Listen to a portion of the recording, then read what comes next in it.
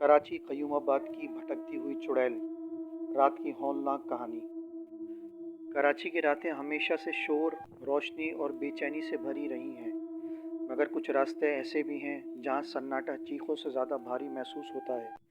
इस तरह का एक रास्ता क़य्यूमाबाद के पास मौजूद पुराना पुल है, जिसके बारे में आम लोग का कहना है कि आधी रात के बाद वहां एक भटकी हुई औरत नज़र आती है।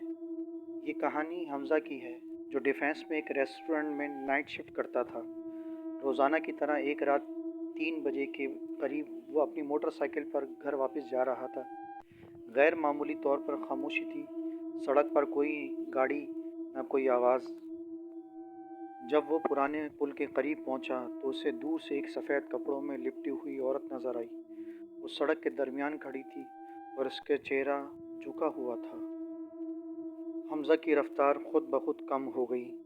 दिल तेज़ी से धड़कने लगा, मगर वो रुकना नहीं चाहता था।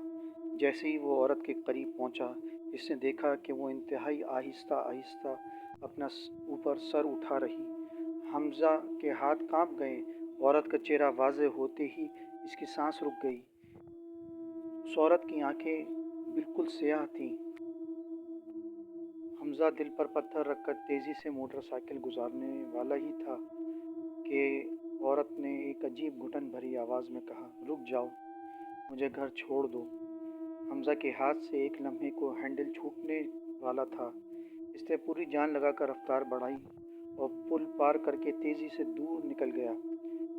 जब इसने दूसरी तरफ मुड़कर देखा तो वो औरत का कहीं नामो निशान नहीं था। वो पूरे रास्ते इसको देखता रहा। घर पहुंचकर इसने फ़ौरन दरवाज़ा बंद किया, मगर जैसे ही वो अंदर आया, लाइट्स बार बार झपकने लगी। कमरे में अजीब सी सर्दी फैल गई। हमज़ा ने कपकपाते हुए पानी पिया और पूरी तरह घबराकर बेड पर लेट गया। वो सोने की कोशिश ही कर रहा था कि अचानक दरवाजे पर ज़ोर से दस्तक हुई। हमज़ा, दरवाज़ा खोलो, मुझे घर छोड़ो। इसका खून जम गया। ये वही आवाज़ थी। वो खामोश रहा, मगर दस्तक और ज़ोर से होने लगी। अचानक दरवाज़ा खुद ब खुद आहिस्ता आहिस्ता चिरचिराता हुआ खुला। दरवाजे के पीछे वही औरत खड़ी थी।